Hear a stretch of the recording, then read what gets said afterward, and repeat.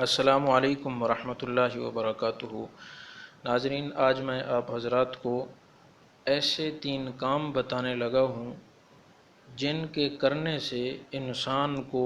2 بہت بڑے بڑے انعامات ملتے ہیں، جن کی ہر بندے کو ضرورت بھی ہے اور ہر بندے کو ان کی خواہش بھی ہوتی ہے۔ حدیث مبارکہ میں آتا ہے کہ رسول اللہ صلی اللہ علیہ وسلم نے فرمایا کہ جو بندہ 3 کام ایمان کے ساتھ کر لے، اس کو پہلا انعام یہ ملتا ہے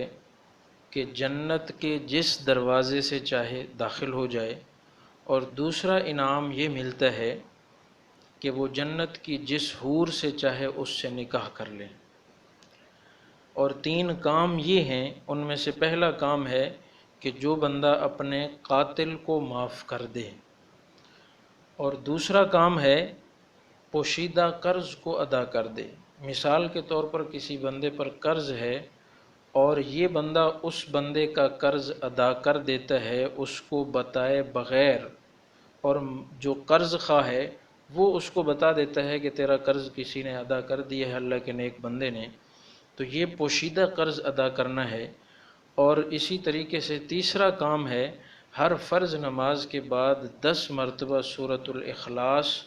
قل هو اللہ احد پڑھنا۔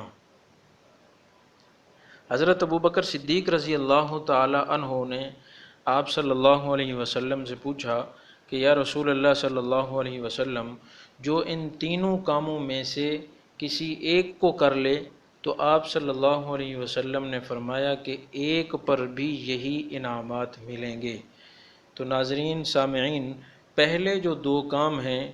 وہ ہر بندہ نہیں کر سکتا، ہر بندے کے بس کی بات نہیں ہے، لیکن جو تیسرا کام ہے